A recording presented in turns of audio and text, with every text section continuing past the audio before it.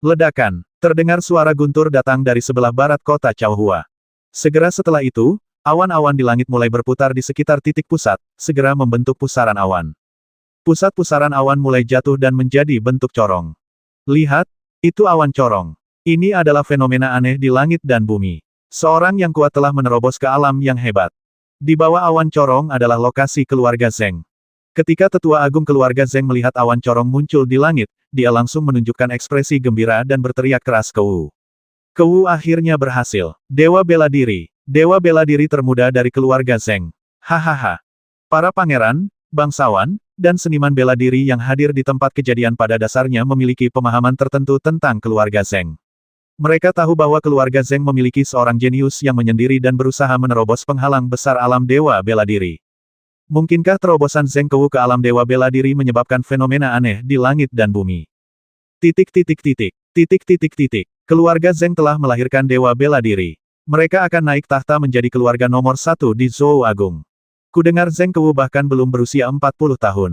Terlalu menakutkan dia sudah menjadi dewa bela diri di usia semuda itu, kan? Tetua keluarga Zeng sangat bangga ketika mendengar pembicaraan orang-orang di sekitarnya. Ia membelai jenggotnya dan berkata dengan keras 700 tahun ke depan akan menjadi era kemenangan putraku atas musuh, dan itu juga akan menjadi masa kejayaan keluarga Zengku. Selamat. Seseorang segera maju untuk memberi ucapan selamat. Lebih banyak orang berbicara di antara mereka sendiri, sudah waktunya bagi keluarga Zeng untuk menghasilkan dewa bela diri saat ini. Dua orang dari keluarga Zeng baru saja dipukuli, dan sekarang dewa bela diri telah muncul. Itu berarti dewa ada di pihak keluarga Zeng. Siapa bilang tidak? Sepertinya keluarga Zeng ingin Zeng Kou bertarung. Dewa bela diri melawan dewa bela diri setengah langkah, bukankah ini dianggap sebagai intimidasi? Meskipun dewa bela diri dan dewa bela diri setengah langkah telah memahami alam dewa bela diri, masih ada celah dalam kultivasi mereka, dan celahnya sangat besar. Sepertinya keluarga Zeng akan tertawa terakhir. Sayang sekali pahlawan hebat seperti Long Yuan Shenji yang tidak memiliki keturunan yang dapat menggantikannya. Sementara orang banyak itu berbincang-bincang, awan yang berputar-putar di langit tiba-tiba berubah. Seberkas cahaya energi sejati melesat ke angkasa, menerobos lapisan awan corong dan muncul di langit. Para prajurit dengan tingkat kultivasi tinggi segera melihat dengan jelas situasi dalam cahaya energi sejati. Ada seseorang dalam cahaya energi sejati, seseorang dengan aura yang kuat dan tingkat kultivasi yang kuat.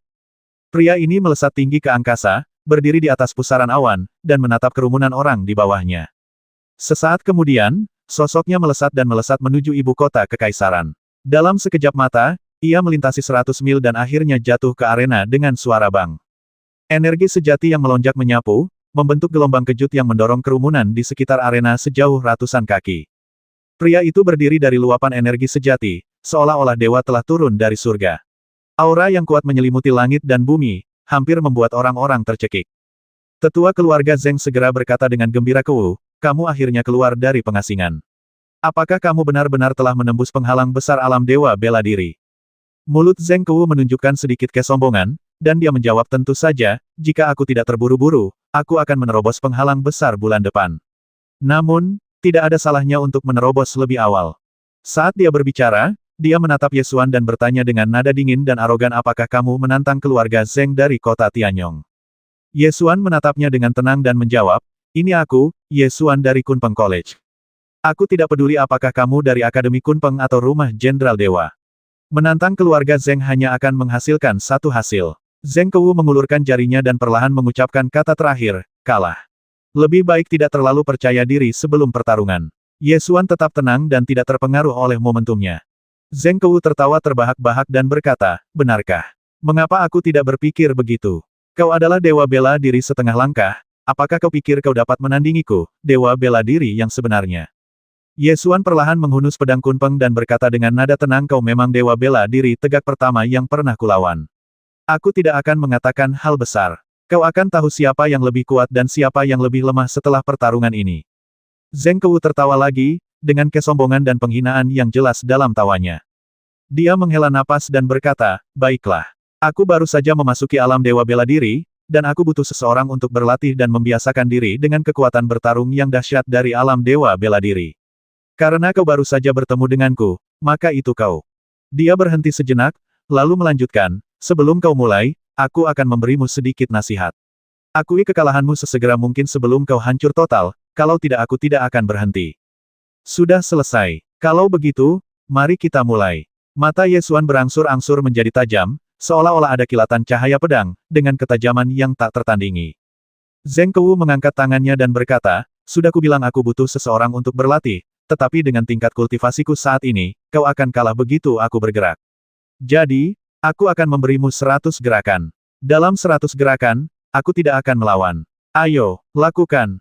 Wow, ketika para prajurit yang menyaksikan pertarungan di sekitar arena mendengar ini, mereka semua berseru, dia akan melepaskan 100 jurus.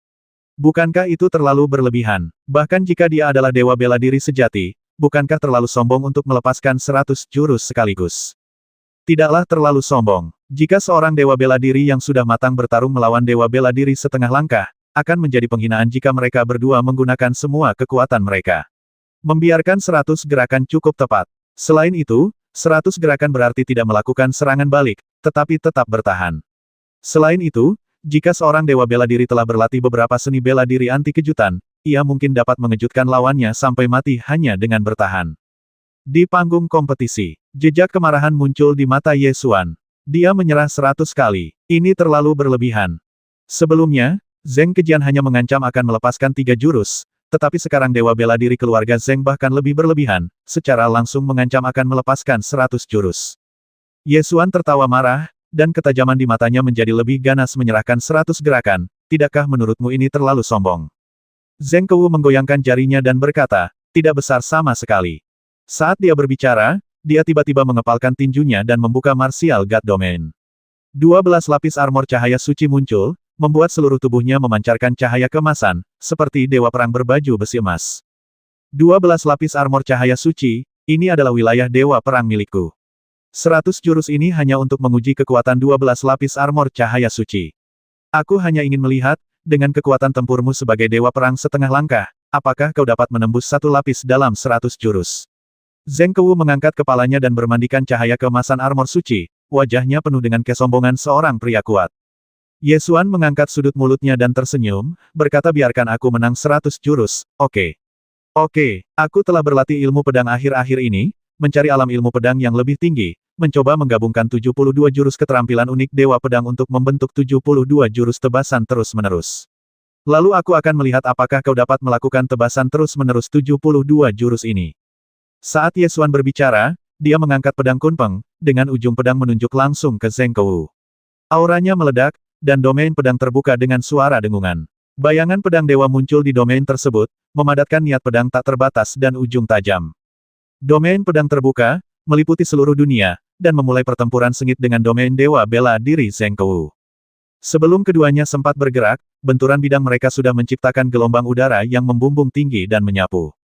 Ye Xuan mengerahkan jurus awal pedang petir ke-72, melangkah pada langkah dewa dan menyerbu maju, menusukkan sebilah pedang, cahaya pedang menyambar bagai kilat, menusuk ke arah Zheng Kewu. Zheng Kewu mengangkat tangannya untuk meraih cahaya pedang, dan dengan suara kelang dia menangkap pedang kunpeng. Seluruh cahaya pedang itu musnah di telapak tangannya.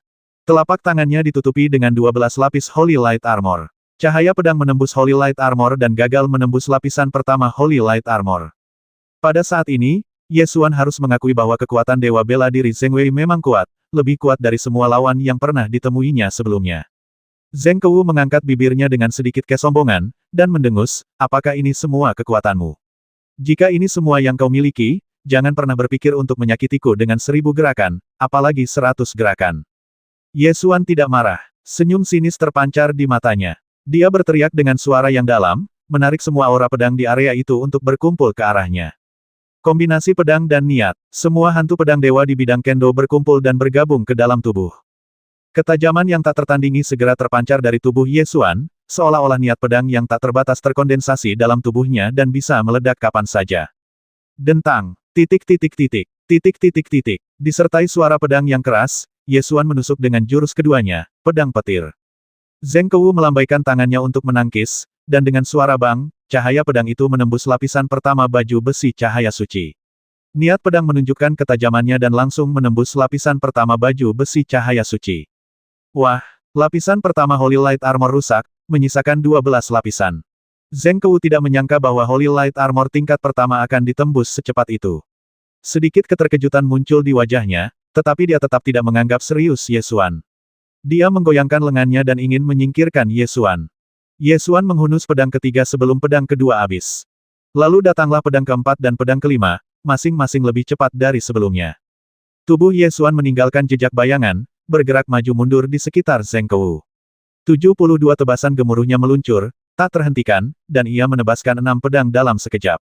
Ledakan, ledakan, ledakan. Terjadi 6 ledakan berturut-turut, dan armor cahaya suci Zheng Kou hancur hingga 6 lapis secara berturut-turut, dan setengahnya meledak dalam sekejap. Pada saat ini, Zheng Kou akhirnya menyadari bahwa ilmu pedang Ye Xuan jauh lebih kuat dari yang dia duga, tetapi dia tidak panik. Dia berteriak dengan suara yang dalam, bangun kembali domain. Wilayah kekuasaan Dewa Bela Diri berputar dan berkumpul, mengembun menjadi zirah cahaya suci di tubuhnya lagi, dan kali ini bukan hanya tingkat ke-12, tetapi tingkat ke-15. Ye Xuan mendapati bahwa pertahanan lawan memang luar biasa kuat, dan dia hanyalah seorang suami yang tidak bisa diselingkuhi. Bahkan setelah menggunakan tebasan petir gaya 72 yang terbentuk setelah niat pedang digabungkan, itu gagal menghancurkan pertahanannya. Jika itu orang lain, mereka akan tertusuk dengan satu pedang. Dengan tingkat kekuatan seperti ini, kau masih jauh dari mampu menembus Holy Light Armorku. Zheng Kou tertawa terbahak-bahak. Senyum sinis muncul di bibir Ye Xuan, dan energi sejati di lautan Qi-nya melonjak, membangkitkan semangat bela diri naga ibel seluruh dunia. Naga ibel dari semua dunia membuka matanya dari kekosongan lautan Qi-nya, dan energi kekosongan melonjak keluar.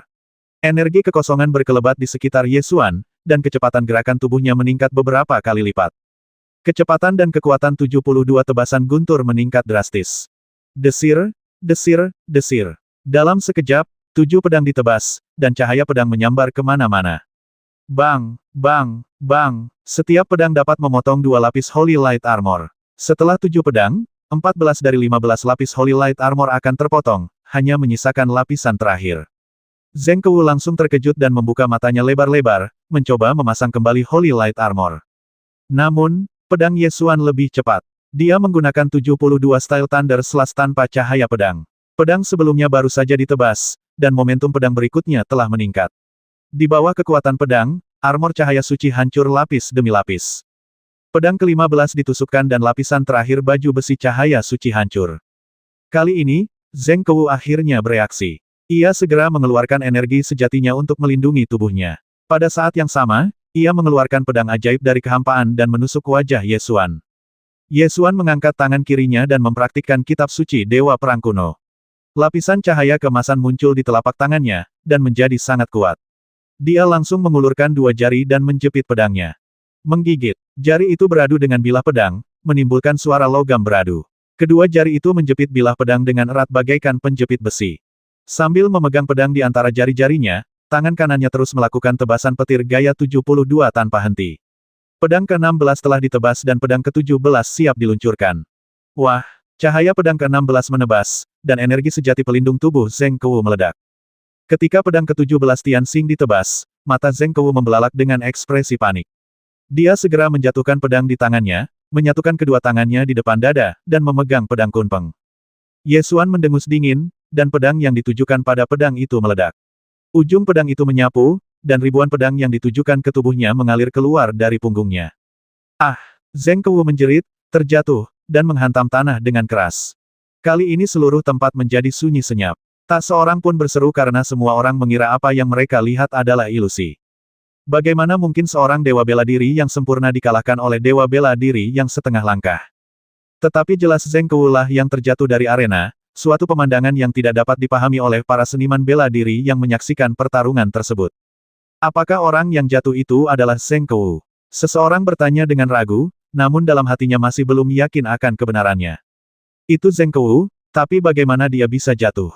Aku hanya melihat tubuh Master Akademi Kunpeng berubah menjadi bayangan dan bergerak melintasi arena, menebas banyak cahaya pedang yang terang, dan kemudian Zheng Kou jatuh dari panggung. Bagaimana dia bisa kalah?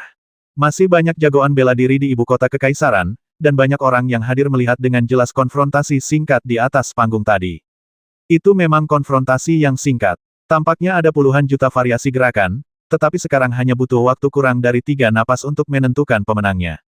Seorang ahli bela diri yang hidup menyendiri dan membuat masalah menghela napas dan berkata, 17 pedang dalam sekejap, dan dalam 17 pedang itu, kekuatan ilmu pedang meningkat 2 kali lipat melalui perpaduan niat pedang dan semangat bela diri. Secara total, 21 lapis baju besi cahaya suci dan 1 lapis esensi sejati pelindung tubuh ditembus, dan Zheng Kou terputus dari arena bela diri. Tidak heran dia mampu mendirikan akademi bela diri di usia yang begitu muda. Dia memang jauh melampaui orang-orang kuat di level yang sama. Ye Xuan mengalahkan Zheng Kou, perlahan-lahan memasukkan kembali pedang kunpeng ke sarungnya, berdiri di arena, menatap ke arah para tetua keluarga Zheng dengan ekspresi acuh tak acuh. Awalnya ia ingin mencoba kekuatan 72 gaya tebasan petir, namun akhirnya ia hanya melontarkan 17 pedang dan lawannya pun kalah. Ye Xuan tidak mengatakan apa-apa lagi, berbalik dan berjalan menyusuri arena. Di arena seni bela diri di ibu kota kekaisaran, sudah cukup untuk mengalahkan orang kuat tingkat dewa bela diri keluarga Zheng dalam 3 pertempuran berturut-turut di depan umum. Mengenai permintaan maaf yang disebutkan sebelumnya, Ye Xuan tidak ingin mendengarnya sama sekali. Jika permintaan maaf sudah dikabulkan, apa gunanya diadakan kompetisi? Para prajurit yang menyaksikan pertarungan di jalan memberi jalan bagi Ye Xuan untuk pergi. Ye Xuan berjalan dengan kecepatan yang sama seperti saat ia datang, tidak cepat maupun lambat. Ia menghilang di ujung jalan, tetapi meninggalkan sosok yang tak terlupakan di mata semua prajurit yang menyaksikan pertempuran, setajam pedang dan seanggun angin. Orang-orang dari keluarga Zheng tertegun untuk waktu yang lama sebelum mereka berbalik dan bergegas untuk membantu Zheng Kou berdiri. Kou, apa yang terjadi padamu? Kou, tetua-tetua keluarga Zheng berteriak panik. Zheng Kou tersedak dan batuk seteguk darah.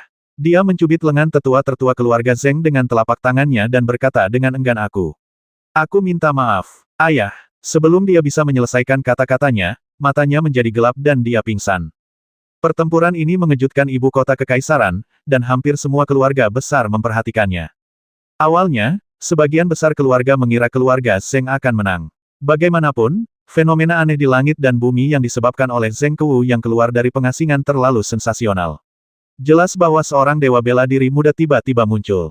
Dewa bela diri yang kuat yang berusia kurang dari 40 tahun jarang terlihat dalam 1 abad. Semua keluarga di ibu kota kekaisaran mengira bahwa keluarga Zheng akan menggunakan kesempatan ini untuk menjadi keluarga nomor 1 di Zhou Agung.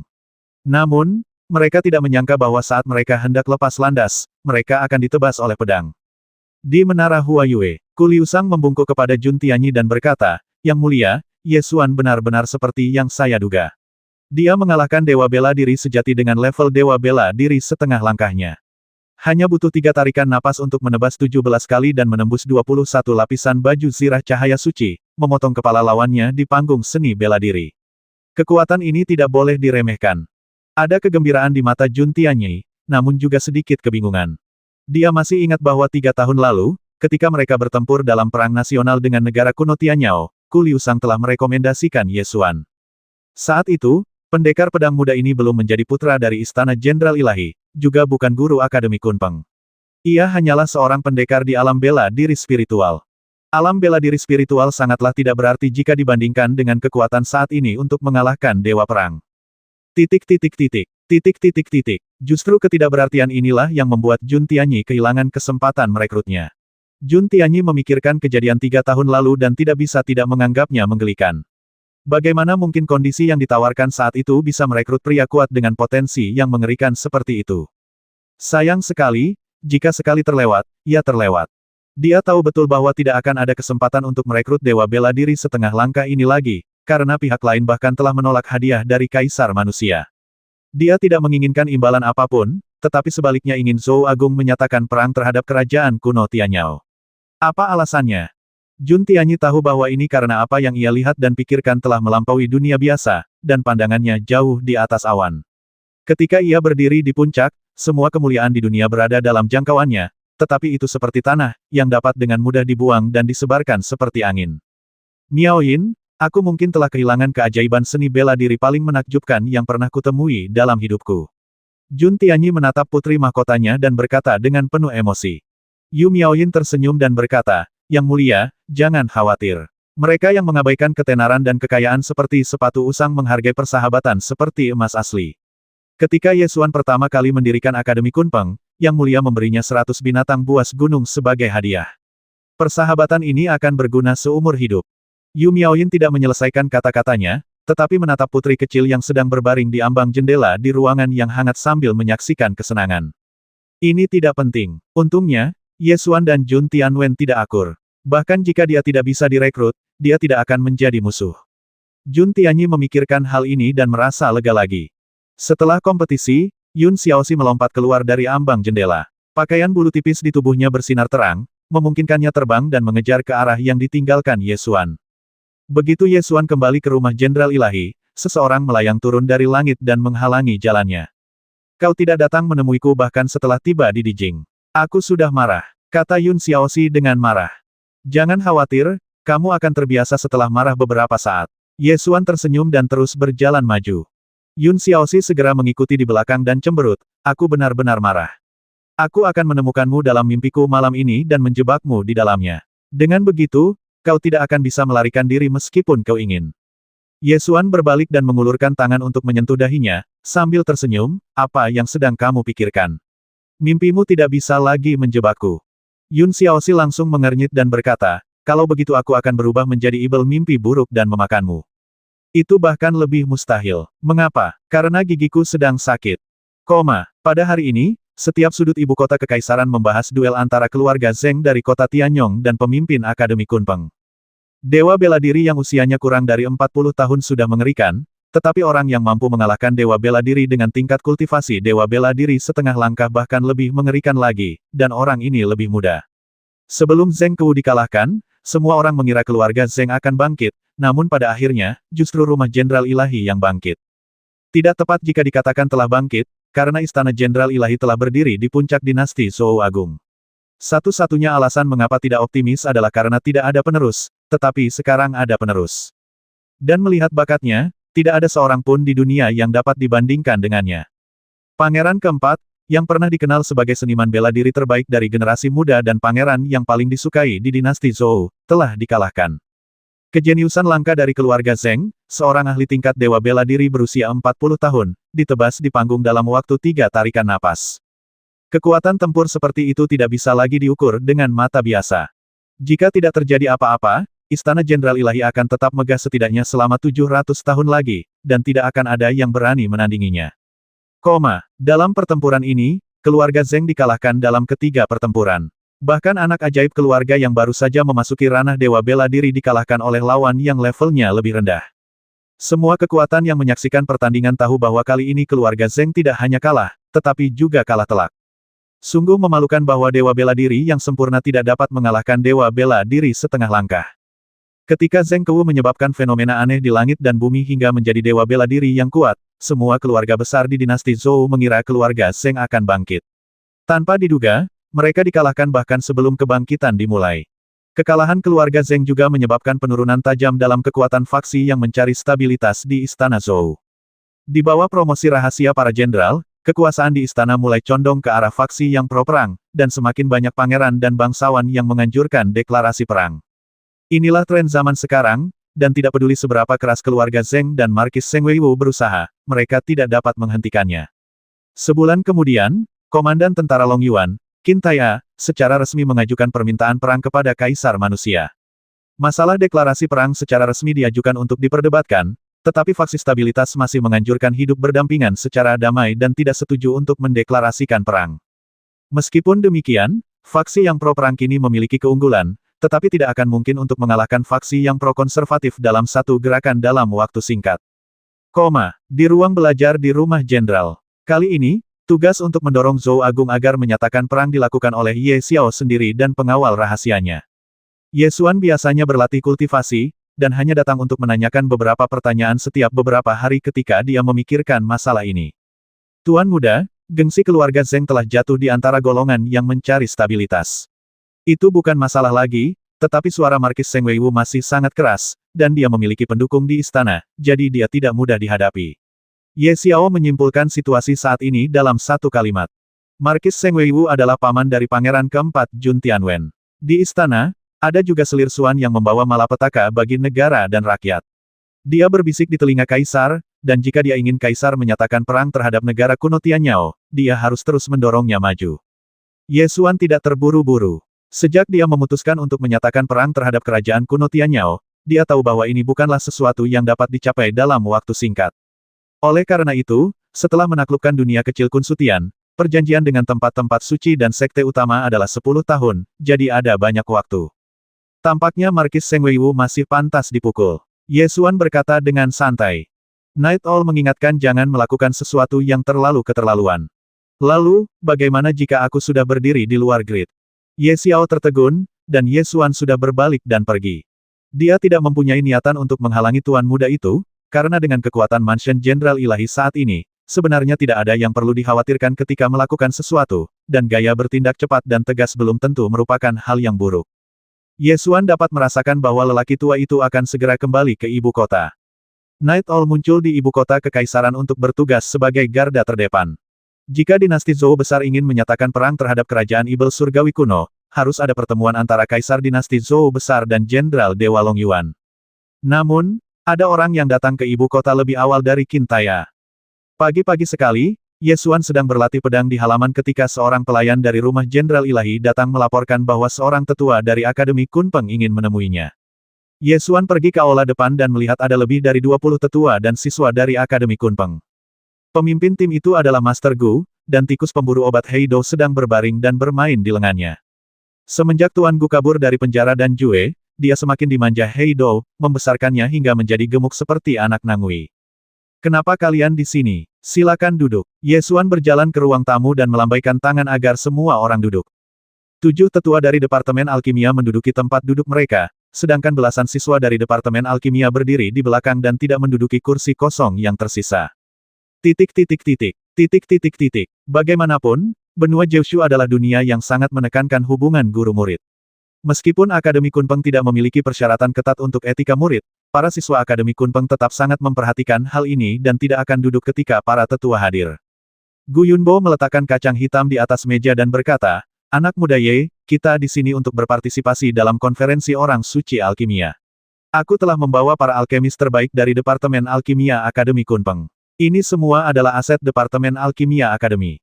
Konferensi dan Seng. Ye Xuan pernah mendengar tentang konferensi ini sebelumnya, tetapi tidak pernah memperhatikannya. Heido sudah lama tidak bertemu Ye Xuan, jadi dia melompat dan mulai bermain dengannya sambil mengeluarkan suara mencicit. Sejak menyelamatkan Guru Gu, Ye Xuan mengembalikan Heido ke dalam perawatan Guru Gu. Namun, dia juga telah membesarkan Heido selama beberapa tahun dan memiliki kasih sayang yang mendalam padanya, jadi setiap kali dia kembali ke Akademi Kunpeng, dia akan mengajak Heido bermain selama beberapa hari. Ya, konferensi dan Seng, yang diadakan setiap 10 tahun, akan segera dimulai.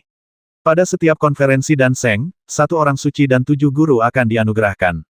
Guru Gu membelai jenggotnya dan melanjutkan dengan puas, "Saya dianugerahi gelar dan Zun 20 tahun yang lalu." Begitu ya, Ye Xuan menghitung orang-orang yang dibawa oleh Tuan Gu dan berkata sambil tersenyum, "Jadi kali ini Akademi Kunpeng kita akan membawa ke-7 orang suci itu." Termasuk Tuan Gu, ada tepat 8 tetua dari Departemen Alkimia yang datang kali ini, 1 orang suci dan 7 guru, yang jumlahnya tepat sekali. Begitu kata-kata ini keluar, 7 tetua dari Departemen dan Dao yang hadir semuanya tersipu dan melambaikan tangan mereka dan berkata, "Master Sekte, bukan itu yang Anda maksud. Akan sangat bagus jika Akademi Kunpeng kita dapat menghasilkan dan Zun lainnya." Konferensi orang suci alkimia yang diadakan di ibu kota dinasti Zhou besar tidak hanya dihadiri oleh para alkemis terkemuka dinasti Zhou besar, tetapi juga oleh para alkemis dari ras roh lainnya. Dapat dikatakan bahwa konferensi suci alkimia ini adalah acara terbesar di dunia alkimia benua Jiushu. Kesempatan hanya datang sekali setiap 10 tahun. Selama seseorang dinobatkan sebagai yang mulia di konferensi orang suci alkimia, ia akan dicari oleh banyak kekuatan besar dan memperoleh persediaan bahan alkimia yang tak ada habisnya. Ye Xuan telah mempelajari alkimia untuk membantu kultivasinya. Meski begitu, hanya ada sedikit alkemis yang lebih kuat darinya, jadi ketika dia mendengar tentang konferensi orang suci alkemis, dia menetapkan tujuannya sedikit tinggi. "Begitukah? Tujuannya agak tinggi, kan?" kata Ye Xuan sambil tersenyum. Para tetua dari Departemen dan Dao menggerutu dalam hati mereka. "Levelmu tidak hanya sedikit tinggi, tapi level tertinggi, oke. Namun bila dipikir-pikir lagi, Master Gu adalah orang yang mewarisi warisan Kaisar dan 7 Absolut, dan dia baru diberi gelar dan Zun 20 tahun yang lalu. Dengan kata lain, pada konferensi orang suci alkimia 20 tahun yang lalu, muncul seorang orang suci alkimia yang kemampuan alkimianya lebih kuat dari Guru Gu, dan 6 guru alkimia yang tingkatnya sama dengan Guru Gu. Dapat dibayangkan betapa berharganya konferensi dan Seng. Memang agak berlebihan bagi Akademi Kunpeng untuk ingin memonopoli 1 orang suci dan 7 master konferensi dan Seng. Lagi pula, Sebagian besar alkemis tingkat tinggi berasal dari Tanah Suci dan Sekte Besar, dan Akademi Kunpeng mampu merekrut alkemis yang tersebar di seluruh benua. Oleh karena itu, ketujuh alkemis yang hadir di sini semuanya berasal dari aliran atau sekte manapun, atau mereka berasal dari sekte kecil dan tidak dikenal. Jika beberapa tahun yang lalu, mereka bahkan tidak akan memenuhi syarat untuk berpartisipasi dalam konferensi orang suci alkimia. Hanya setelah mereka memasuki Akademi Kunpeng sebagai tetua, keterampilan alkimia mereka meningkat pesat dan memenuhi syarat untuk bersaing memperebutkan gelar Master Alkimia. Apakah ada aturan untuk konferensi dan Seng? Apakah mereka yang telah berpartisipasi dapat berpartisipasi lagi? Yesuan menoleh untuk bertanya tentang aturan terperinci konferensi dan Seng. Master Gu pernah berpartisipasi dalam konferensi dan Seng, jadi dia menjelaskan, Anda dapat berpartisipasi, bahkan jika Anda telah dianugerahi gelar Dansun. Anda juga dapat berpartisipasi jika Anda adalah Danseng, tetapi banyak dari mereka yang telah dianugerahi gelar Danseng tidak terus berpartisipasi. Lagi pula, jika Anda adalah Danseng dan Anda dikalahkan oleh bakat-bakat baru di konferensi, Anda akan selalu kehilangan muka. Begitu ya, apakah Master Gu ingin bersaing untuk mendapatkan tempat pertama di konferensi dan dinobatkan sebagai Alchemist Sein? Yesuan bertanya lagi. Mata Master Gu berkilat gembira, tetapi dia segera menyembunyikannya, membelai janggut putihnya dan berkata, coba saja. Jika kamu tidak dapat dinobatkan sebagai orang suci dan, akan lebih baik jika kamu dinobatkan sebagai tuan dan lagi. Ketika Yesuan melihat ekspresi lelaki tua gemuk itu, dia tahu bahwa dia pasti ingin dimahkotai sebagai orang suci dan mengabdikan seluruh hidup seseorang untuk alkimia. Konferensi orang suci alkimia adalah kehormatan tertinggi dalam kehidupan seorang alkemis. Alkemis mana yang tidak menginginkannya? Guru Gu telah terperangkap di penjara dan Jue selama bertahun-tahun dan telah sangat menderita, sehingga ia pantas mendapatkan gelar orang suci dan. Baiklah, para tetua, tolong saling mendukung, pelajari alkimia, dan berpartisipasilah dalam konferensi orang suci alkimia ini. Jangan ragu untuk meminta apapun yang kalian butuhkan. Rumah Jenderal Ilahi masih memiliki beberapa kemampuan di ibu kota kekaisaran. Yesuan bertepuk tangan dan menyemangati dengan keras.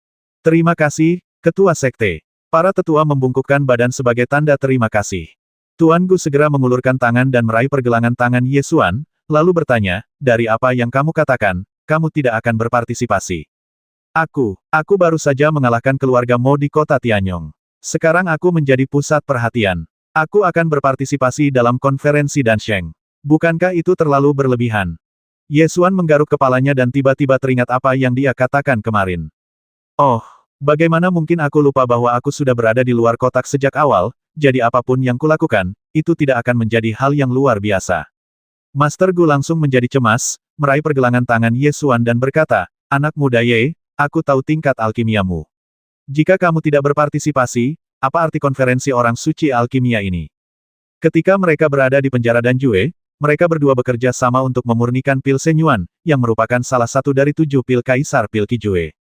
Dia bahkan bisa memurnikan 7 pil ilahi mutlak, jadi akan sia-sia jika tidak berpartisipasi dalam konferensi orang suci alkimia, jadi Guru Gu bersikeras mengajak Yesuan untuk berpartisipasi.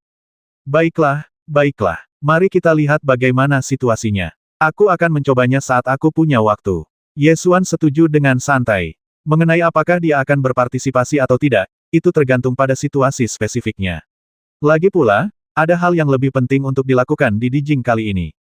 Saya tidak peduli. Saya sudah memberitahu Anda kesepakatan saya. Saya akan mendaftarkan Anda untuk konferensi Danseng, dan Anda harus hadir saat waktunya tiba, kata Guru Gu dengan nada yang tidak perlu dipertanyakan lagi. Aku tahu. Yesuan menyetujui perkataan lelaki tua gemuk itu terlebih dahulu untuk mencegahnya terus mengomel. Setelah berdiskusi dengan para tetua Departemen Alkimia, Yesuan mengatur agar manajer Rumah Jenderal Ilahi pergi dan menyiapkan halaman tempat mereka tinggal. Setelah para tetua dari Departemen Alkimia pergi, seorang pria pendek muncul di belakang kerumunan. Dia adalah Zhao Er. Gadis kecil itu masih muda dan baru saja dihalangi oleh orang lain, jadi dia tidak terlihat. Zhao Er, mengapa kamu ada di sini? Zhao Er segera mendekat dan membungkuk hormat, Guru. Zhao Er datang bersama Guru. Guru Gu baru saja keluar dari aula ketika dia berbalik dan berkata, anak muda Ye, aku menerima gadis kecil ini sebagai muridku. Apakah kamu keberatan? Tentu saja tidak. Zhao Er sangat beruntung bisa menjadi murid Guru Gu, jadi sudah sewajarnya tidak ada seorang pun yang bisa menghentikannya. Kudengar Zhao Er adalah pelayan keluargamu. Aku telah menerimanya sebagai muridku. Bukankah sudah waktunya bagimu untuk melepaskannya? Di benua Kyushu, para pelayan adalah milik tuan mereka. Jika tuan mereka tidak setuju, mustahil bagi mereka untuk mempelajari ilmu alkimia, apalagi menjadi murid. Keluarga Ye hanya menerima Zhao Er dan kakeknya, tidak ada perjanjian.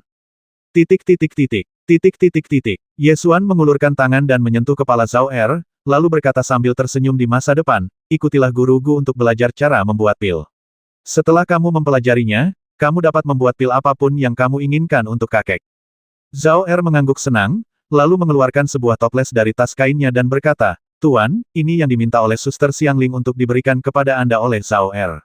Ini kurma manisan, Anda bisa menjilatinya. Ye Xuan berjongkok dan membuka tutup toples, mengambil satu dan memasukkannya ke dalam mulutnya, lalu meletakkan toples itu kembali ke tangannya dan berkata, baiklah, Tuan muda sudah memakannya. Sisanya adalah milikmu. Zhao Er mengerutkan kening dan berkata, tapi ini yang diberikan Suster Xiangling kepada Tuan muda. Ye Xuan mencubit pipinya dan berkata, Tuan muda telah memberikannya kepadamu sebagai hadiah. Ceritakan tentang itu kepada saudari Xiangling saat kamu kembali. Ya, Zhao Er langsung mengangguk senang. Silakan, mulai sekarang, kau akan menjadi murid Master Gu. Kau tidak perlu melakukan formalitas saat bertemu dengan Tuan muda dan Nona muda di rumah jenderal. Kau mengerti, kata Ye Xuan. Saya mengerti, Zhao Er hanya punya satu Tuan muda, dan yang lainnya tidak. Zhao Er langsung mengangguk. Malam harinya, saat Ye Xuan hendak makan, Tuan Gu tiba-tiba berlari menghampiri dan berkata bahwa dia akan menghadiri pertemuan para alkemis di ibu kota kekaisaran, dan bersikeras untuk mengajaknya ikut. Jadi, Ye Xuan, Master Gu, dan 7 tetua lainnya dari Departemen Alkimia datang ke Tianxianglou, salah satu restoran paling makmur di ibu kota kekaisaran. Kota Liuyun juga memiliki menara Tianxiang, tetapi tidak semewah yang ada di Dijing.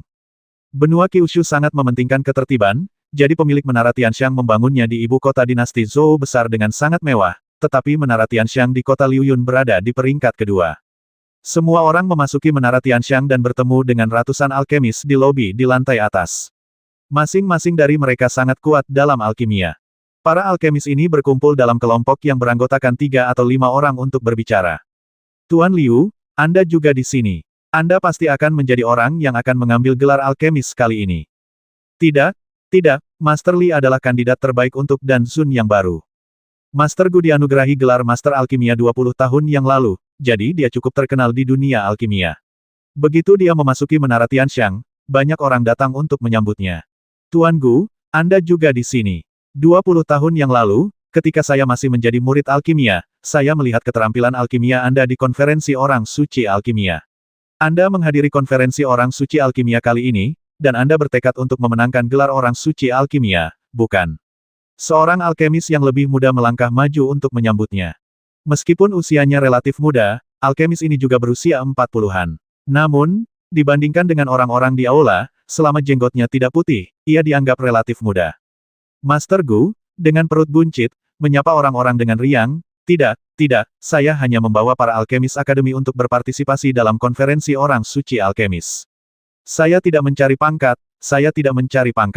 Perguruan tinggi. Di perguruan tinggi mana Master Gu belajar alkimia? Tanya seseorang. Akademi Kunpeng di kota Liuyun. Sekarang ada lebih dari 200 alkemis di atas tingkat ketiga di Akademi Kunpeng. Semua orang dipersilakan datang dan bertukar ide serta belajar. Saat Master Gu menyapa orang-orang, dia tidak lupa mempromosikan Akademi Kunpeng. Jadi itu Akademi Kunpeng. Aku pernah mendengarnya beberapa tahun lalu. Kudengar keterampilan alkimianya sangat kuat dan telah menarik banyak alkemis untuk bergabung. Aku tidak menyangka bahkan Master Gu ada di Akademi Kunpeng. Kalau begitu aku benar-benar harus pergi dan melihatnya. Seorang alkemis memuji. Selamat datang. Guru Gu menyambutnya saat dia masuk. Tiba-tiba, dia melihat seorang alkemis yang tinggi dan kurus. Matanya berbinar dan dia segera pergi untuk menyambutnya. Zhao Danzun, apakah kamu juga berhasil melarikan diri dari penjara dan Jue? Hebat sekali. Pria bernama Zhao Danzun itu tertegun, raut wajahnya berubah beberapa kali, dan akhirnya dia tersenyum dan berkata, ternyata itu adalah Tuan Gu. Aku tidak menyangka akan bertemu denganmu di sini. Sungguh suatu kebetulan. Ya, Tuan Gu mengulurkan tangannya dan menarik Ye Xuan, sambil berkata, terima kasih kepada muridku, kau menyelamatkanku dari tempat terkutuk itu, kalau tidak, aku mungkin sudah mati di sana. Guru Gu benar-benar memiliki murid yang baik. Zhao Danzun tersenyum beberapa kali, lalu menunjuk ke sisi lain aula dan berkata, ada yang harus saya lakukan di sana. Mari kita bicarakan nanti saat saya punya waktu. Setelah itu, Dia bergegas pergi. Ye Xuan menatap pria itu dan merasa sedikit bingung, jadi dia bertanya dengan rasa ingin tahu, Tuan Gu, siapa orang ini? 20 tahun yang lalu, alkemis yang dikanonisasi di konferensi orang suci alkemis bersamaku bernama Zhao Yeting. Dia juga sangat cakap dalam seni alkimia. Namun, dia juga kurang beruntung. Seperti aku, dia ditangkap dan dipenjara di penjara Danjue. Kata Master Gu sambil mendesah. Ye Xuan mengerutkan kening dan bertanya, pria ini ditangkap dan dipenjara di penjara Danjue. Sepertinya aku belum pernah melihatnya di penjara Danjue. Dulu di penjara Danjue, setiap alkemis dengan kekuatan tinggi dalam alkimia akan menerima perlakuan khusus. Karena orang ini adalah master alkemis, dia seharusnya melihatnya. Master Gu menggelengkan kepalanya dan berkata, Zhao Danzun ini ditangkap dan dibawa ke penjara Danjue. Aku bertemu dengannya beberapa kali, lalu dia dibawa pergi oleh penguasa penjara Danjue. Dia pasti dibawa ke tempat lain untuk membuat pil. Ye Xuan segera merasa ada sesuatu yang salah dan melambai ke arah pintu. Seorang penjaga rahasia Night Owl masuk dan menundukkan kepalanya serta berkata, Tuan muda, mohon berikan perintah kepada saya. Ye Xuan menunjuk punggung Zhao Yeting dan berkata, periksa orang ini. Ya, pengawal rahasia Night Owl segera menerima perintah itu.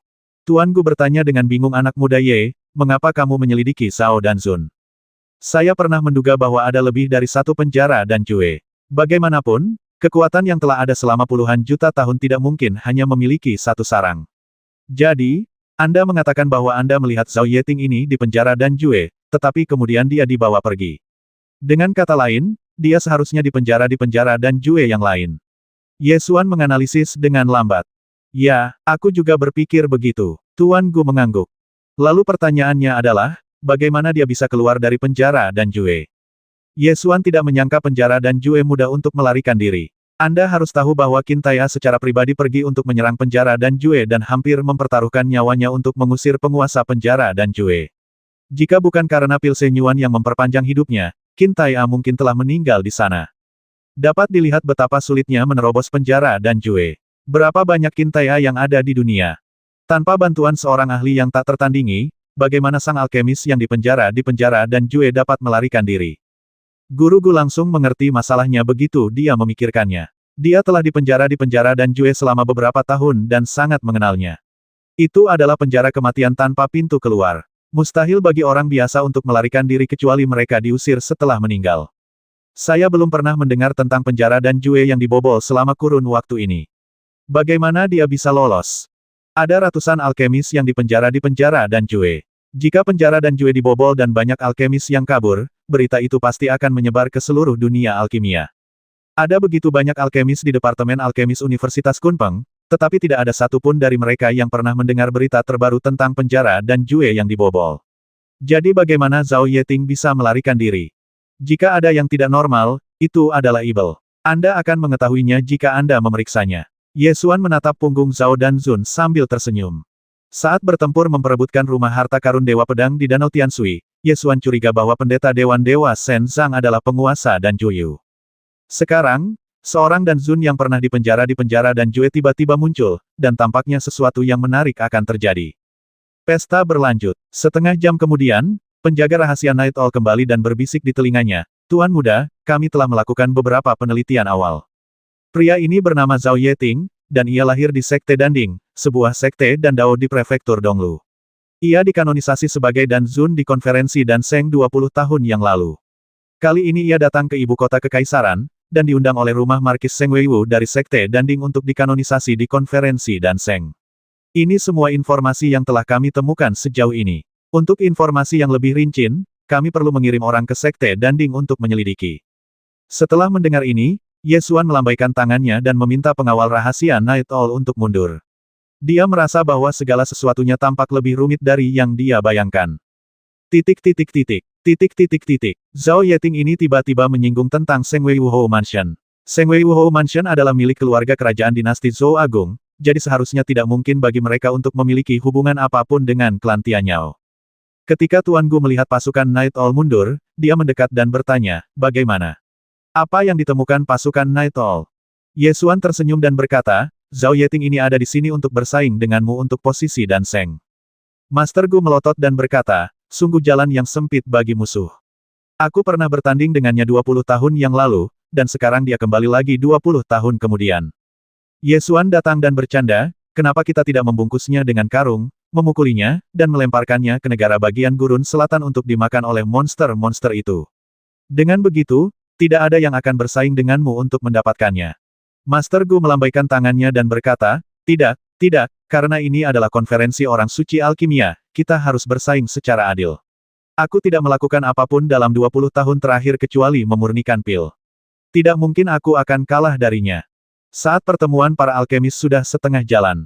Terdengar suara gaduh di luar pintu, dan seseorang berteriak kegirangan, Wenda dan Seng. Wenda dan Seng ada di sini.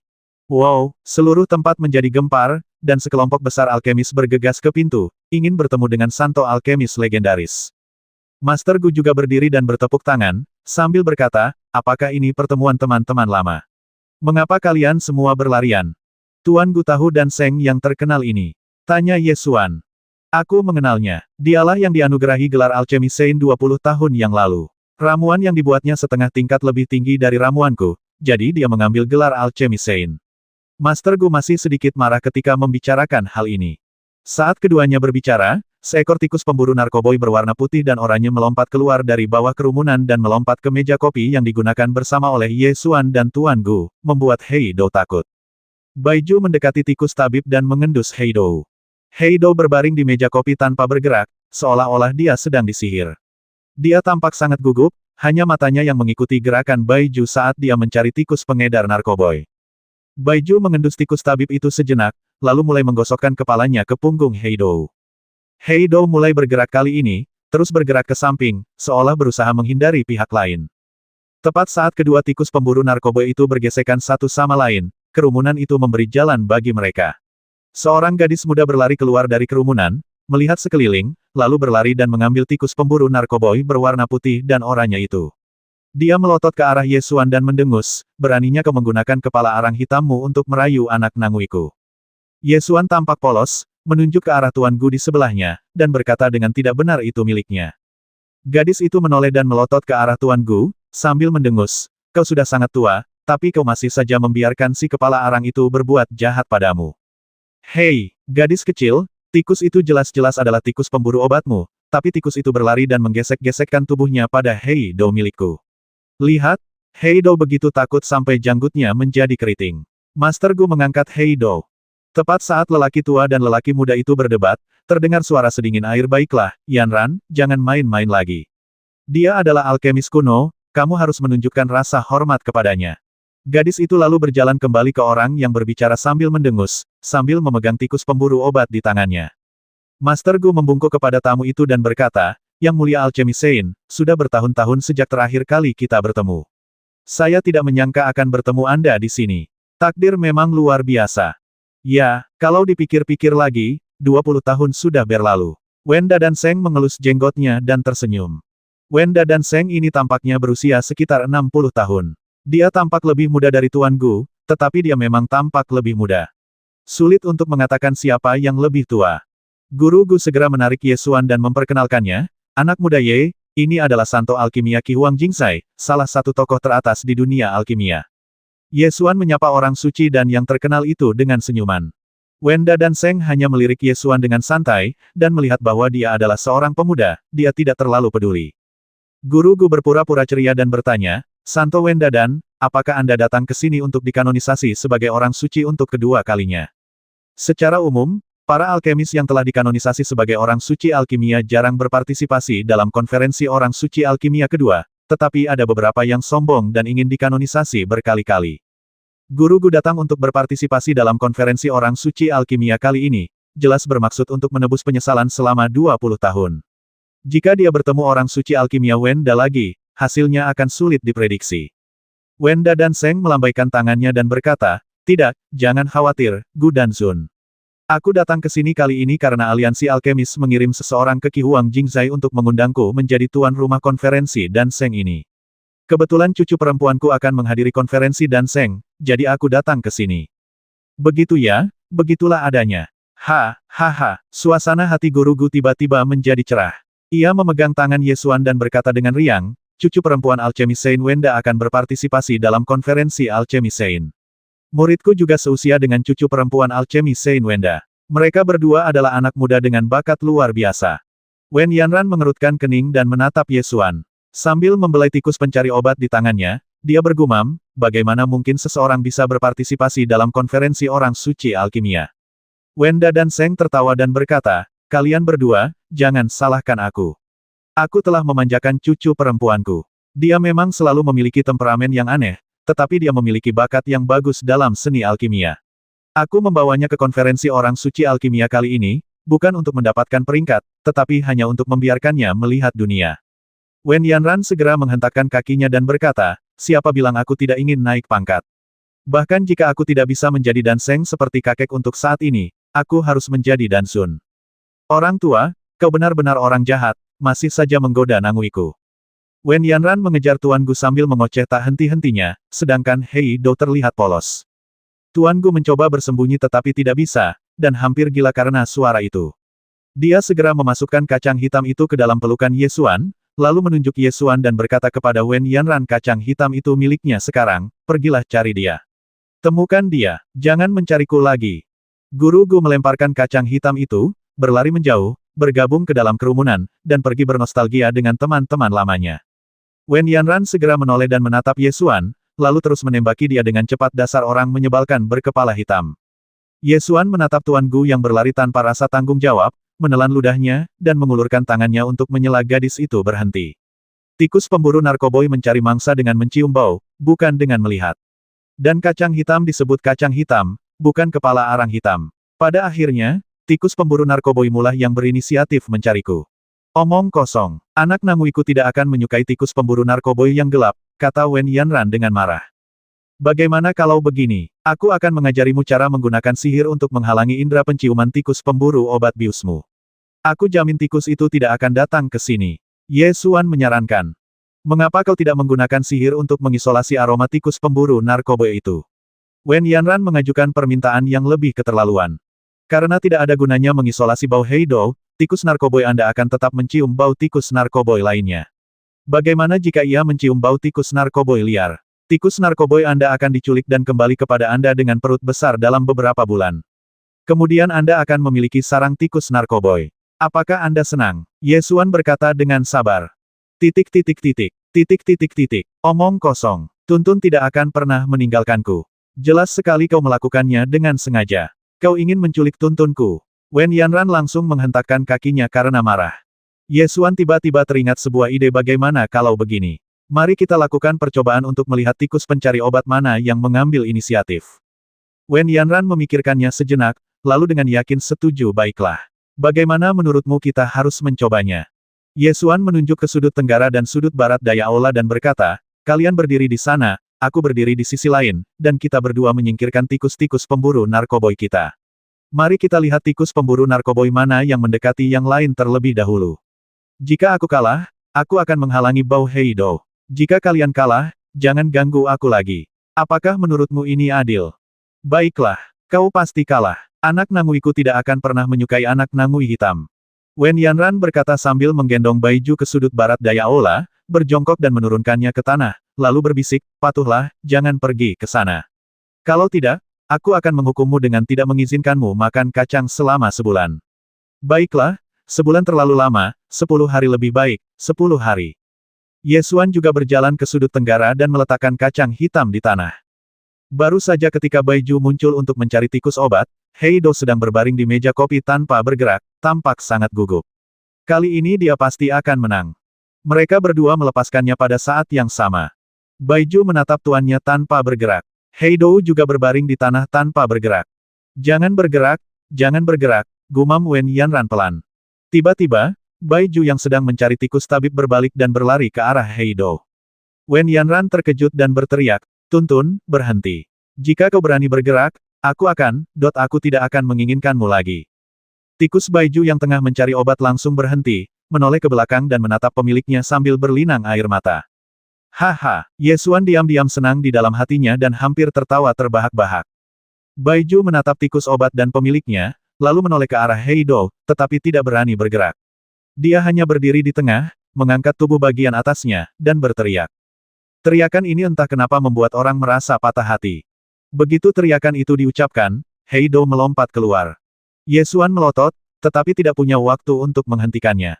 Dia hanya bisa menutupi dahinya dengan tangannya. Sudut mulutnya berkedut, dan dia marah dalam hatinya. Hei Dou, kamu benar-benar orang yang tidak berguna. Kedua tikus pemburu narkoba itu berlari bersama-sama, menempelkan kaki depan mereka, mengangkat kepala mereka dan bergoyang ke kiri dan ke kanan, membuat beberapa gerakan aneh, seperti tarian, atau ritual. Banyak monster di benua Kyushu akan melakukan tindakan serupa saat pacaran, yang merupakan ritual untuk mengekspresikan emosi. Semakin formal tarian ritualnya, semakin stabil hubungannya. Bukan hanya monster, tetapi banyak hewan, seperti merpati dan pinguin kaisar, memiliki tarian serupa. Wen Yanran berlari dengan marah, menghentakkan kakinya dan memarahi, "Tuntun, apa yang kamu lakukan?" Sambil berkata demikian, dia bersiap untuk memisahkan pasangan itu dan menangkap Bai Ju serta tikus tabib. Pada saat ini, Wenda dan Seng datang, mengulurkan tangannya untuk menghentikan cucunya, dan berkata, "Yanran, jangan pisahkan mereka." Wen Yanran menghentakkan kakinya, sangat kesal tapi kepala arang hitam ini ingin menculik Nanguiku. Wenda dan Seng menepuk bahu cucunya dan berkata, "Di benua Jeushu, tikus pencari obat sangat lemah, tetapi mereka suka menggali obat-obatan spiritual yang langka, sehingga mereka dapat dengan mudah menghadapi monster yang kuat. Oleh karena itu, tikus pencari obat di benua ini sangat sedikit. Kamu seharusnya senang bahwa Tuntun telah bertemu dengan jenis yang disukainya. Selain itu, tikus pencari obat sangat emosional. Begitu mereka menyelesaikan tarian, mereka menegaskan hubungan mereka, dan itu hampir tidak akan pernah berubah sepanjang hidup mereka." Tapi, Wen Yanran masih sedikit marah. Master Tao Wenda menggelengkan kepalanya dan berkata, sangat sulit bagi tikus pemburu obat untuk bertahan hidup. Mereka hanya dapat menghasilkan satu anak setiap 10 tahun. Kebanyakan tikus pemburu obat di daratan utama hanya dapat hidup lebih lama jika mereka mengikuti seorang alkemis. Namun, mengikuti seorang alkemis berarti mereka akan sendirian. Setelah mendengar ini, ekspresi Wen Yanran akhirnya berubah dari marah menjadi simpati. Dia berjongkok, memeluk lututnya, dan menyaksikan dua tikus pemburu obat bius itu berputar-putar di tanah sambil melakukan tarian ritual. Ye Xuan juga menganggapnya sangat menarik. Sebelumnya, dia tidak memiliki pemahaman yang mendalam tentang tikus pemburu narkoboy, dan dia tidak menyangka ada sisi yang begitu menarik. Pada saat ini, Master Gu berlari keluar, meraih dan Sheng Wenda dan berkata, "Saudara Wenda, tikus pemburu obatmu telah menculik Heidouku. Aku katakan kepadamu, jika kamu melahirkan seekor anak, kamu harus memberiku setengahnya, kalau tidak aku tidak akan setuju." Kali ini giliran Guru Gu yang mengganggu dan Sheng Wenda, meminta anak tikus obat. "Ia belum lahir. Mengapa kau terburu-buru? Butuh waktu 10 tahun untuk menemukan sekawanan tikus obat." Kali ini giliran Wenda dan Sheng yang bersembunyi. Master Gu menolak untuk menyerah dan mulai menarik para alkemis lainnya untuk berteriak, "Haha. Semua alkemis, aku telah berhasil berpasangan dengan tikus pencari obat dari alchemy Saint Wenda. Semua orang, mohon jadilah saksiku. Sebagai seorang alchemy Saint, kalian harus bersikap adil dan membagi anak-anaknya secara merata sesuai dengan aturan. Tidakkah kalian setuju?" Wenda dan Sheng merasa sangat senang dan segera menyetujui. "Jangan khawatir, kamu pasti akan menjadi orang yang akan memiliki bayi itu." Para ahli alkimia di aula segera berkumpul, mengambil berbagai bahan obat berharga, dan berkata, "Wenda dan Sheng, Gu dan Zun, berikan kepada tikus pencari obat berikutnya, dan agave api merah berusia 1000 tahun ini akan menjadi simpanannya." Berapa banyak batu roh yang berharga untuk agave api merah berusia 1000 tahun? Alkemis kuno, lihatlah buah merah eksotis milikku yang berusia 3000 tahun ini. Bisakah kau membiarkanku memetik satu terlebih dahulu?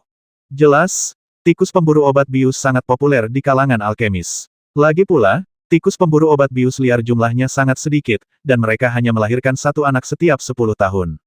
Tidak mengherankan jika begitu banyak alkemis yang memperebutkan mereka. Ada banyak siswa di Akademi Kunpeng yang tidak memiliki tikus obat. Aku tidak akan menjualnya. Master Gudan dan Sheng Wenda masing-masing dikelilingi oleh sekelompok besar alkemis, yang semuanya ingin membuat reservasi untuk menemukan anak tikus obat. Heidou mengambil kesempatan untuk membawa istrinya yang baru diculik dan berlari keluar aula, menghilang tanpa jejak. Tepat saat aula mulai riuh, seorang pengawal rahasia Night Owl masuk dan berbisik di telinga Ye Xuan Tuan Muda. Sesosok ibel surgawi muncul di lantai bawah dan tengah berhadapan dengan beberapa pasukan dari Zhou Agung. Tatapan tajam seperti pedang melintas di mata Ye Xuan. Dia berbalik dan berjalan ke balkon, menghindari kerumunan, dan bertanya secara rinci. "Ceritakan secara rinci." Penjaga rahasia Night Owl melaporkan secara terperinci ibel langit ini adalah utusan yang dikirim oleh negara ibel langit kuno. Saat ini dia sedang bertemu dengan beberapa pasukan di dinasti Zhou besar. Mereka pada dasarnya adalah pasukan yang mencari stabilitas di istana, termasuk rumah Seng Wei Wuhou dan keluarga Mo dari kota Tianyong. Bagaimanapun, kota Chaohua adalah ibu kota dinasti Zhou Agung. Bahkan ketika dinasti Zhou Agung dan kerajaan Tianyao kuno berperang, masih akan ada utusan dari kerajaan Tianyao kuno yang berkeliaran di kota Chaohua. Sebelum Ye Xuan muncul, utusan negara kuno Tianyao sangat arogan di ibu kota dinasti Zhou besar. Tidak ada yang berani melakukan apapun kepada mereka, dan bahkan jika beberapa konflik kecil terjadi, dinasti Zhou besar hanya dapat mencoba yang terbaik untuk menekan mereka. Untuk menenangkan utusan negara kuno Tianyao, bahkan menghukum mereka yang memiliki konflik dengan mereka. Akan tetapi, semenjak Ye Xuan memotong beberapa utusan dari negeri kuno para ibel surgawi di ibu kota kekaisaran, para ibel surgawi ini tidak lagi berani bersikap sombong, karena takut memprovokasi pemimpin tak kenal takut lainnya. Sekarang, utusan dari negara kuno Tianyao diam-diam bertemu dengan pasukan dinasti Zhou Agung di Menara Tianxiang. Sungguh suatu kebetulan. Bisakah kamu mengetahui detail percakapannya? Tanya Ye Xuan. Penjaga burung hantu malam menggelengkan kepalanya dan berkata, ada beberapa master seni bela diri dengan kultivasi tinggi di aula bawah, dan 3 utusan dari negara ibel surgawi kuno juga sangat kuat. Dengan tingkat kultivasiku, jika aku ingin mendekat untuk menguping pembicaraan mereka, aku pasti akan ketahuan. Apa tingkat kultivasi tertinggi? Tanya Ye Xuan. Orang yang memiliki tingkat kultivasi tertinggi adalah utusan dari negeri ibel surgawi kuno, yang mungkin berada di tingkat ke-7 hingga ke-8 Martial Saint. Jawab Night All Dark Guard. Tingkat kultivasi alam Martial Saint tingkat ke-7 atau ke-8 sebenarnya sangat tinggi. Sulit bagi sebagian besar penjaga rahasia Night All untuk mendekat dan memata-matai ibel langit sekuat ini. Bahkan jika keterampilan penyembunyian mereka hebat, sulit untuk menutupi perbedaan dalam kultivasi.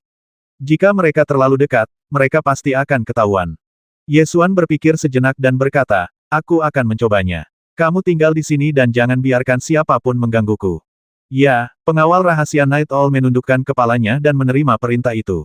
Ye Xuan memejamkan mata, mengangkat tangan kanannya, dan perlahan-lahan mengembangkan domain pedang di telapak tangannya. Dia kemudian mengumpulkan ujung pedang dan niat pedang di domain tersebut, lalu perlahan-lahan memperluas domain tersebut untuk menutupi bagian bawah. Saat ketajaman dan niat pedang di medan kendo tertahan, medan itu diam-diam menyelimuti aula di lantai bawah.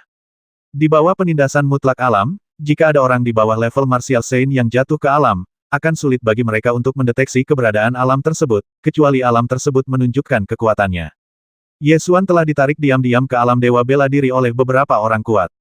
Pertama kali adalah ketika ia bertemu Ming Huang. Ia membuka matanya dari latihannya dan tiba-tiba menemukan dirinya di alam dewa bela diri. Ia masih ingat kejutan itu dengan jelas. Kali kedua adalah ketika dia memurnikan pil senyuan di penjara dan Jue, dan alam dewa bela diri dari penguasa penjara dan Jue juga turun tanpa suara. Sekarang, giliran saya menggunakan metode ini. Lapangan kendo perlahan menyelimuti aula di lantai bawah, dan segala sesuatu dalam lapangan itu terlihat. Di aula lantai bawah, ada lebih dari selusin juru bicara yang dikirim oleh faksi pencari stabilitas dari dinasti Zhou besar. Jelaslah bahwa para pemimpin pasukan dinasti Zhou besar ini tidak muncul, dan hanya orang kepercayaan mereka yang dikirim. Di pihak utusan dari negeri kuno Tianyao, pemimpinnya adalah seorang pendeta Tianyao, yang namanya terungkap selama percakapan dan adalah Mu Yan. Tuanmu mengirim kalian pelayan rendahan untuk menemuiku. Mu Yan mendengus dengan arogan. Juru bicara dari belasan pasukan yang hadir pada dasarnya adalah para manajer umum dari berbagai pemerintahan. Mereka biasanya menyukai keagungan tuan mereka, jadi meskipun mereka tidak puas di dalam hati, mereka tidak menunjukkannya. Utusan Mu Yan, jangan khawatir. Kami semua adalah orang kepercayaan Tuan dan dapat bernegosiasi denganmu atas nama Tuan. Pelayan dari rumah Seng Wei Wuhou menanggapi. Mu Yan mendengus dingin, jangan salahkan aku karena tidak mengingatkanmu. Aku datang menemuimu untuk memberikan penghormatan kepada Tuanmu. Kalau tidak, saat aku, ibel surgawi, membasmi orang-orang di Provinsi Beiyue, tidak ada satupun dari kalian yang akan selamat. Kepala pengurus Seng Wei Wuhou Mansion menjawab sejauh yang saya ketahui, negara Anda telah mengalami beberapa kekalahan besar di Longyuanzhou dalam beberapa tahun terakhir. Apakah Anda melebih-lebihkan? Mu Yan langsung murka dan membanting meja dengan keras, berkata dengan marah apakah kamu bermaksud mendukung pasukan Longyuan? Itu bagus, biarkan saja pasukan Longyuan menyerang ibu kota kuno Zhenyu dan lihat siapa yang mati pada akhirnya. Pengurus rumah Seng Wei Wuhou tidak berani menjawab dan hanya bisa menundukkan kepala dan tetap diam. Semua yang hadir merupakan anggota faksi Zhou Agung yang mencari stabilitas dan mustahil bagi mereka untuk mendukung tentara Longyuan dalam berperang. Karena begitu perang meletus, banyak sumber daya dinasti Zhou besar yang harus terus dipasok ke Long Yuanzhou. Tidak hanya itu, setelah deklarasi perang secara resmi, bukan hanya Provinsi Long Yuan yang akan terperangkap dalam perang, tetapi Provinsi Beiyue dan Provinsi Donglu juga kemungkinan akan terkena dampak perang. Karena selain Long Yuanzhou, negara kuno Tianyao juga dapat menyerang Dazu dari Sungai Jixue dan Ngarai Yuelong, melintasi pegunungan Panlong. Terlebih lagi, ibu kota dinasti Zhou Agung tidak jauh dari Sungai Suiying. Selama klan Ibel Surgawi merebut kota Longxiang dan kemudian menghancurkan 3 kota lainnya, mereka dapat mencapai ibu kota Chaohua secara langsung. Fraksi yang mencari stabilitas dari dinasti Zhou besar memiliki kepentingan besar di Sungai Jixue, kota Longxiang, dan bahkan di negara kuno Tianyao. Dapat dikatakan bahwa begitu Zhou besar menyatakan perang terhadap negara kuno Tianyao, kepentingan fraksi yang mencari stabilitas akan rusak terlepas dari apakah mereka menang atau kalah.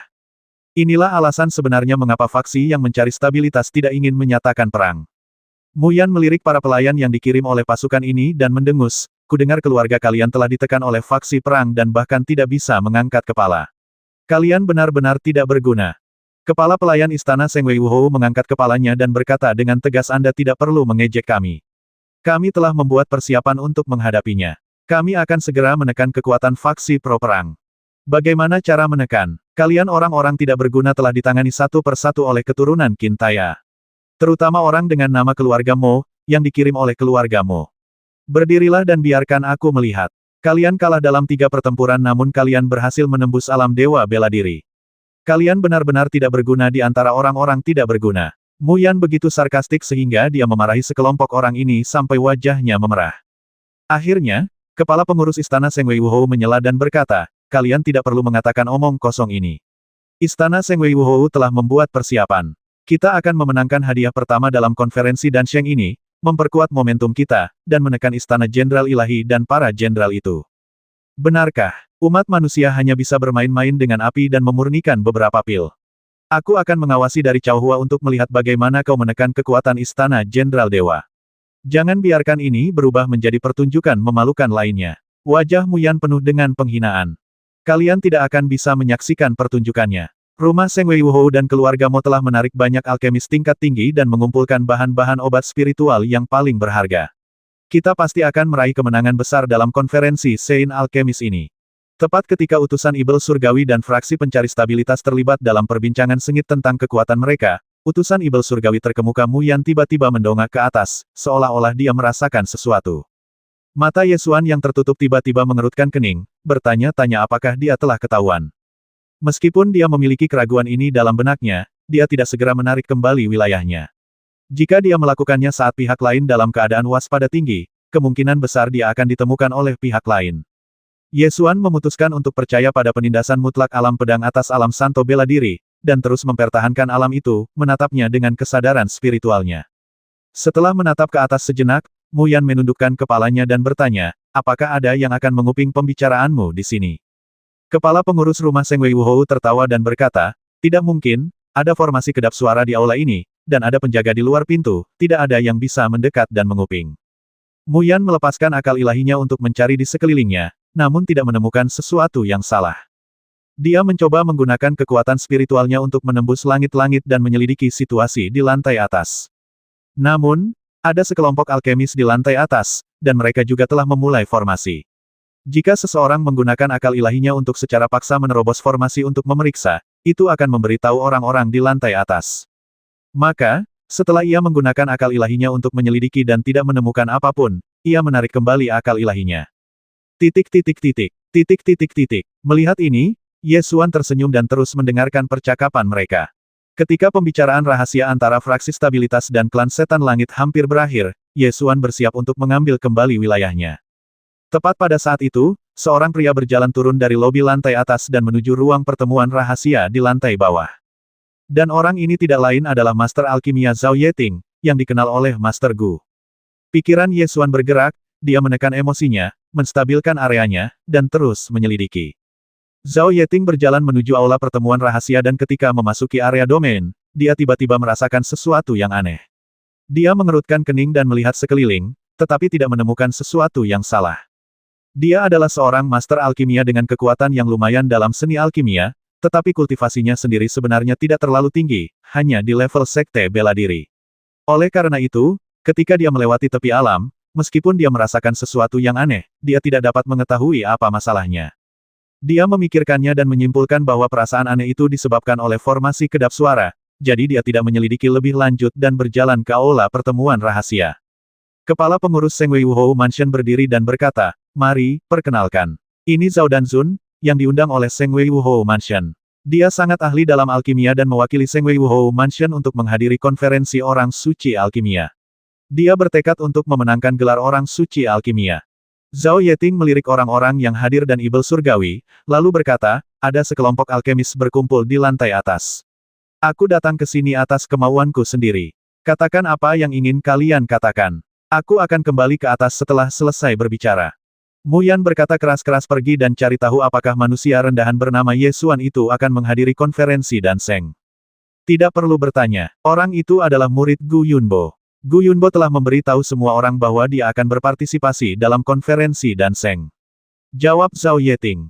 Mata Mu Yan memancarkan tatapan menyeramkan, dan dia berkata, "Kalau begitu, kamu harus berhati-hati. Pria itu dan Gu Yunbo mewarisi ilmu alkimia dari seorang tokoh kuno. Kamu mungkin akan kalah telak dalam konferensi orang suci alkimia ini." Zhao Yeting hendak berbicara. Mu Yan tiba-tiba berteriak, "Siapa?" Ye Xuan mengangkat alisnya dan berpikir apakah dia telah ditemukan. Tepat pada saat ini, terdengar serangkaian suara halus yang datang dari luar pintu aula. Mu Yan bergerak, bergegas keluar, mengulurkan tangannya dan mengambil dua tikus pemburu narkoboy. Mereka adalah tikus pemburu narkoboy berwarna putih dan oranye milik Hei Dou dan Wen Yanran. Kedua tikus pencari obat itu meronta dan berteriak sekeras-kerasnya, namun mereka tidak dapat melepaskan diri dari cengkeraman setan surgawi. Balkon atap. Kedua idiot ini, mereka melahirkan bayi mereka di lantai bawah. Ye Xuan menepuk dahinya, dengan cepat menarik kembali wilayahnya, berbalik dan berjalan cepat menuju Wen Yanran. Wen Yanran sedang membalik-balik meja dan kursi untuk mencari tikus pemburu narkoboy. "Tuntun, kamu di mana? Cepat keluar." Ye Xuan berjalan mendekat, menepuk bahunya, dan berkata, "Tikus pemburu narkoboimu berlari ke bawah dan tertangkap. Mereka bilang akan memanggangnya dan memakannya." Hah! Wen Yanran panik dan langsung ingin lari ke bawah. Ye Xuan menambahkan, "Pihak lain tidak mudah untuk dihadapi, yang terbaik adalah memanggil kakekmu." Ketika Wen Yanran mendengar ini, dia bahkan tidak bertanya dari mana berita itu berasal. Dia bergegas ke kerumunan, menarik kakeknya keluar, dan menyeretnya ke bawah. "Cucu perempuanku sayang, ada apa? Jangan tanya lagi, ikut saja ke bawah bersamaku. Para orang menyebalkan di bawah ingin memanggang Nangui dan memakannya. Aku akan membasmi para orang menyebalkan ini," kata Wen Yanran dengan marah sambil menyeret Wen Dadansheng ke bawah. Ye Xuan juga bergegas turun ke bawah. Karena tidak punya pilihan lain, dia membasmi tiga setan surgawi dan menyelamatkan Hei Dou. Namun, setelah mendengar percakapan mereka tadi, jika memungkinkan, sebaiknya mereka tidak muncul dan membiarkan Wen Yanran dan cucunya pergi menjemput kembali kedua tikus pemburu narkoba itu. Wen Yanran menyeret Wen Dadansheng ke pintu aula di lantai bawah, dan para penjaga di luar pintu segera mengulurkan tangan untuk menghentikan mereka. "Keluar dari sini, orang menyebalkan di dalam sana. Kembalikan Nanguiku padaku. Jika kau kehilangan sehelai rambut pun dari Nanguiku, aku akan melemparkanmu ke dalam tungku alkimia dan mengubahmu menjadi abu." Wen Yanran berteriak keras di luar pintu untuk beberapa saat. Pintu aula terbuka, dan Zhao Yeting keluar sambil menyeret tikus pemburu obat Baiju di tangannya. Dia tersenyum pada Wen Dadansheng, lalu menyerahkan kembali tikus pemburu obat itu kepada Wen Yanran. "Gadis, pegang erat-erat, jangan sampai tersesat lagi." Melihat ke arah pintu masuk aula, tidak ada seorang pun di sana, apalagi ibel surgawi. Jelas bahwa mereka telah menghindarinya.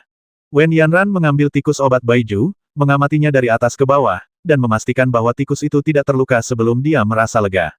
Saat dia hendak pergi, tikus obat Baiju menolak untuk pergi dan mencicit ke arah aula pertemuan rahasia. Wen Yanran sedikit terkejut. Dia menoleh ke belakang dan melihat Zhao Yeting berdiri di depan pintu. Dia tersenyum dan bertanya, "Nona, apakah ada hal lain?" Jelaslah bahwa ibel di dalam tidak berniat melepaskan Hei Dou. Alasan mengapa ia melepaskan Baiju untuk mencari tikus tabib itu hanya demi wajah Wen Dadansheng. Wen Yanran bertanya dengan ragu, "Hanya satu. Apakah gadis itu punya satu lagi?" Zhao Yeting bertanya sambil tersenyum.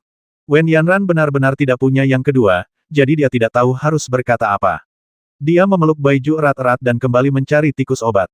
Melihat ini, Ye Xuan tahu bahwa ibel di dalam ingin menangkap Hei Dou, jadi dia segera berjalan mendekat dan berkata, "Dia tidak memilikinya, tapi aku memilikinya." Zhao Yeting mengerutkan kening dan bertanya, apakah Tuan Ye juga kehilangan tikus pemburu obatnya? Ye Xuan meliriknya dengan acuh tak acuh dan mengabaikannya. Dia perlahan mengangkat tangan kanannya, dan niat pedang mengembun di tangannya, membentuk bentuk pedang seolah-olah memiliki substansi. Saat niat pedang itu muncul, ketajaman tak tertandingi langsung dilepaskan. Ye Xuan menggunakan jari-jari tangan kirinya untuk menggosok niat pedang yang terkondensasi, membuat suara gesekan gigi yang berderak, dan berkata dengan ringan sepertinya aku belum membasmi utusan Ibel Surgawi selama 2 tahun. Hari ini aku tiba-tiba merasa ingin mencobanya. Di aula pertemuan rahasia, 3 setan surgawi merasakan tekanan pedang yang mengerikan dan tidak dapat menahan diri untuk tidak gemetar. Terlebih lagi, ketika mereka datang ke Zhou Agung sebagai utusan, mereka sudah tahu bagaimana utusan sebelumnya meninggal, jadi ketika mereka mendengar kata-kata Ye Xuan, mereka segera merasakan ancaman kematian yang menghancurkan mereka. Keringat dingin muncul di dahi Mu Yan dan dia segera melepaskan tikus pemburu obat di tangannya. Hei Dou melompat ke tanah, berlari keluar sambil berteriak, memanjat pakaian Ye Xuan, dan bersembunyi tepat di depan pakaiannya. Akan lebih baik jika kau melakukan ini lebih awal. Kau memaksaku untuk menghunus pedangku. Ye Xuan mencibir, menyingkirkan kekuatannya, berbalik dan pergi. Setelah tekanan dari niat pedang itu menghilang, ketiga Ibel Surgawi itu begitu ketakutan oleh kekuatan yang mengerikan itu sehingga kaki mereka lemas dan mereka bahkan tidak dapat berdiri dengan mantap. Mereka jatuh ke tanah dengan bunyi gedebuk. Pesta berakhir dan para alkemis meninggalkan menara Tianxiang satu demi satu. Hei Dou dan istrinya mengucapkan selamat tinggal dengan enggan, tampak sangat sedih. Master Gu menepuk dahi Hei Dou, menghentikan perpisahan mereka jangan terlalu serius. Konferensi dan Seng akan diadakan selama sebulan. Kalian akan bertemu setiap hari. Para tetua dari Departemen Alkimia Akademi Kunpeng kembali ke halaman rumah Jenderal Ilahi tempat mereka menerima tamu. Gu Yunbo menarik Ye Xuan dan ingin membahas strategi untuk berpartisipasi dalam konferensi dan Seng semalam. Istana Seng Weiwuhou dan keluarga Zeng dari kota Tianyong ingin menghidupkan kembali momentum faksi pencari stabilitas melalui konferensi dan Sheng ini, jadi mereka memang harus berdiskusi dengan baik. Kekuatan alkimia kota Tianyong juga sangat kuat, dan persaingan dalam konferensi orang suci alkimia ini sangat ketat. Guru Gu merasakan banyak tekanan setelah bertemu dengan beberapa alkemis yang telah dihormati. Ini terjadi tanpa mengetahui adanya campur tangan kekuatan yang mencari stabilitas seperti Istana Seng Weiwu. Jika dia tahu bahwa Zhao Yeting dibawa masuk oleh Istana Seng Weiwu dan mendapat dukungan dari kekuatan yang kuat di belakangnya, dia mungkin akan lebih khawatir. Ye Xuan tidak memberitahunya apa yang baru saja didengarnya di Menara Tianxiang, dan beralih ke topik utama kalau begitu mari kita bahas jenis ramuan apa yang harus disempurnakan di konferensi orang suci alkimia. Pertama-tama, Anda dapat memberitahu kami jenis ramuan apa yang Anda kuasai. Ahli alkimia juga diklasifikasikan dalam studi alkimia. Sebagian ahli dalam ramuan jenis kultivasi, sementara yang lain ahli dalam ramuan dengan satu atribut.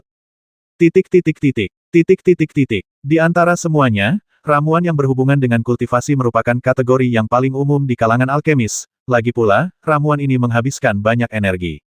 Namun, ada beberapa alkemis yang, karena mereka memiliki jiwa bela diri atau fisik dengan atribut tertentu, sangat cocok untuk memurnikan ramuan dengan atribut ini, dan akan berkembang secara khusus dalam arah ini. Tentu saja, permintaan untuk ramuan dengan satu atribut tidak akan terlalu besar, jadi beberapa alkemis akan memilih untuk menghususkan diri pada 2 kategori, atau lebih. Jia tua, kau yang bicara duluan. Guru Gu menunjuk seorang alkemis berwajah persegi yang berusia 50-an dan berkata. Sang alkemis bermarga Jia mengatur kata-katanya dan berkata, nasibku didominasi oleh air, jadi aku terutama memurnikan semua jenis ramuan. Aku juga pandai memurnikan ramuan berbahan dasar air. Belum lama ini, aku akhirnya memurnikan pil es pengubah jiwa, jadi aku berencana untuk memurnikan pil es pengubah jiwa di konferensi orang suci alkemis. Ye Xuan tidak pernah berpartisipasi dalam konferensi Sein Alkimia dan tidak tahu banyak tentangnya. Dia menatap Master Gu, ingin mendengar pendapatnya. Master Gu memikirkannya sejenak dan berkata, pil es rohani memang sangat langka. Jika kamu dapat memurnikannya, itu akan cukup untuk berpartisipasi dalam konferensi dan Seng. Namun, menurutku persaingan dalam konferensi dan Seng ini sangat ketat. Kecuali jika kualitas pil es rohani sangat tinggi, mungkin tidak akan mendapat peringkat. Alkemis bermarga Jia melambaikan tangannya dan berkata, tidak masalah. Jika itu setahun yang lalu, aku tidak akan berani berpikir untuk berpartisipasi dalam konferensi orang suci alkemis. Hanya setelah aku memasuki Akademi Kunpeng, keterampilan alkimiaku meningkat pesat dan aku memiliki kesempatan untuk berpartisipasi dalam konferensi orang suci alkemis. Kali ini aku datang ke sini untuk memperluas wawasanku. Tidak masalah jika aku tidak mendapatkan tempat. Ye Xuan memikirkannya dan berkata, jangan pikirkan itu untuk saat ini. Masih ada waktu sebelum konferensi dan Seng dimulai. Mari kita pelajari dan temukan cara untuk bersaing memperebutkan tempat. 7 tetua dari Departemen Alkimia Akademi Kunpeng berbicara tentang ramuan yang mereka kuasai satu persatu. Pada dasarnya, semua orang sangat jelas tentang level dan kelebihan mereka sendiri, dan mereka dapat memikirkan ramuan yang paling cocok untuk berpartisipasi dalam konferensi orang suci alkimia. Setelah Ye Xuan selesai mendengarkan, dia menyadari bahwa pil yang sedang dipersiapkan oleh ketujuh orang ini untuk disempurnakan hampir sama langkahnya dengan pil es Hualing. Bagaimanapun, ketujuh orang ini adalah 7 orang dengan keterampilan alkimia tertinggi di Departemen Alkimia Akademi, dan perbedaan di antara mereka tidak terlalu besar. Menurut pil yang akan disempurnakan oleh ketujuh orang ini, mereka semua memiliki peluang tertentu untuk bersaing memperebutkan tempat di konferensi orang suci pil, tetapi tidak ada satu pun dari mereka yang aman. Kecuali mereka dapat menyempurnakan pil berkualitas tinggi, peluang untuk mendapatkan tempat hanya 20% hingga 30%. Jika dihitung dalam keadaan normal, probabilitas 20% hingga 30% sebenarnya tidak rendah, dan ada 7 orang. Jika mereka berinvestasi pada ramuan spiritual tertua dan berkualitas tinggi, 1 atau 2 orang seharusnya bisa mendapatkan tempat. Namun, pada konferensi dan Seng kali ini, kekuatan seperti Seng Wei Wuhou Mansion dan keluarga Zeng dari kota Tianyong telah campur tangan, dan persaingan pasti akan semakin ketat. Jika kekuatan besar ini juga menggunakan sumber dayanya untuk mendorong beberapa alkemis, maka para tetua Departemen Alkimia Akademi Kunpeng mungkin tidak akan mendapatkan peringkat apapun. Tuan Gu mengerutkan kening dan berpikir sejenak, lalu berkata, anak muda Ye, menurutku ini belum stabil. Tidak apa-apa, mari kita mulai membuat pil dan mencoba sendiri terlebih dahulu. Kita akan saling mengamati dan berdiskusi. Ye Xuan bertepuk tangan, berdiri, dan memimpin semua orang ke ruang alkimia di rumah Jenderal Dewa. Sekelompok 9 orang mulai memurnikan pil di sekitar 3 tungku alkimia, dan masing-masing dari mereka mengeluarkan pil terbaik mereka untuk disempurnakan. Setelah sebagian besar hari, ke-9 orang itu telah menyempurnakannya. Ye Xuan juga mencoba memurnikan pil, dan jika dibandingkan dengan 7 tetua dari Departemen Alkimia, perbedaannya terlihat jelas. Bukan hanya karena warisan Kaisar 7 pil absolut, tetapi lebih karena kultivasinya. Mengingat perbedaan tingkat kultivasi, perbedaan efek penggunaan teknik pengendalian api bagaikan langit dan bumi. Di antara ketujuh tetua Departemen Alkimia ini, tingkat kultivasi terendah hanya berada di alam bela diri spiritual, dan yang tertinggi berada di alam kehormatan bela diri tingkat ketiga. Tingkat kultivasi Ye Xuan 2 tingkat lebih tinggi daripada orang dengan tingkat kultivasi tertinggi di antara mereka. Entah itu ketebalan esensi sejatinya, kekuatan pikiran spiritualnya, stabilitas teknik pengendalian apinya, atau kekuatan api tungkunya, Ye Xuan menghancurkan semuanya. Tidak mungkin. Kultivasi adalah kekuatan yang sulit. Ketika kesenjangan dalam kultivasi begitu besar, tidak peduli seberapa canggih keterampilan alkimia, mereka tidak dapat menutupi kesenjangan tersebut. Setelah melihat Ye Xuan membuat ramuan itu dengan mata kepala mereka sendiri, 7 tetua dari Departemen Alkimia sangat kagum dan memujinya, ketua sekte memang seorang jenius dalam alkimia. Kami mengaguminya. Sebenarnya, bukan hanya 7 tetua dari Departemen Alkimia ini. Master Gu juga sangat emosional. Dia menepuk bahu Ye Xuan dan berkata, ini bahkan lebih kuat daripada saat di penjara dan Jue. Akan lebih sulit bagiku untuk bersaing memperebutkan orang suci alkimia kali ini. Meskipun lelaki tua gemuk itu berkata demikian, sebenarnya hatinya sangat gembira. Bagaimanapun, Ye Xuan juga murid alkimianya. Terlebih lagi, ada begitu banyak orang yang bersaing untuk mendapatkan posisi dan Seng. Jika ada satu orang lagi di antara kita, orang kita akan memiliki peluang lebih besar untuk memenangkan posisi tersebut. Kultivasi Guru Gu juga berada pada level Martial Saint. Mari kita amati teknik alkimia masing-masing dan kemudian bahas strategi untuk berpartisipasi dalam konferensi Saint Alkimia. Ke-9 orang itu tidak beristirahat, tetapi langsung duduk di ruang alkimia dan mulai berdiskusi. Alkemis bermarga Jia berbicara lebih dulu, saya mengamati teknik alkimia Master Sekte dan menemukan trik untuk mengendalikan api. Ini memungkinkan saya menjaga suhu tungku lebih stabil pada suhu yang lebih rendah saat memurnikan ramuan. Ini seharusnya dapat sedikit meningkatkan kualitas ramuan berbasis air. Semua orang berdiskusi satu sama lain, sambil menunjuk beberapa masalah kecil yang dialami orang lain saat memurnikan ramuan, atau bertanya tentang pengetahuan yang mereka sendiri tidak miliki. Setelah berdiskusi cukup lama, Ye Xuan juga berpikir cukup lama. Tiba-tiba, dia menatap Guru Gu dan berkata, Guru Gu, saya menemukan bahwa di antara kita bersembilan, satu orang pandai memurnikan ramuan yang berasal dari air, satu orang pandai memurnikan ramuan dari logam, dan Guru Gu, Anda juga harus pandai memurnikan ramuan yang berasal dari kayu. Jika Anda menghitungnya seperti ini, mungkin kita bisa memurnikan kelompok ramuan ajaib itu. Master Gu mengangkat alisnya, dan segera mengerti kelompok pil ajaib mana yang dibicarakan Ye Xuan, dan berkata tanpa berpikir apakah kamu ingin memurnikan pil ajaib 4 roh. 960.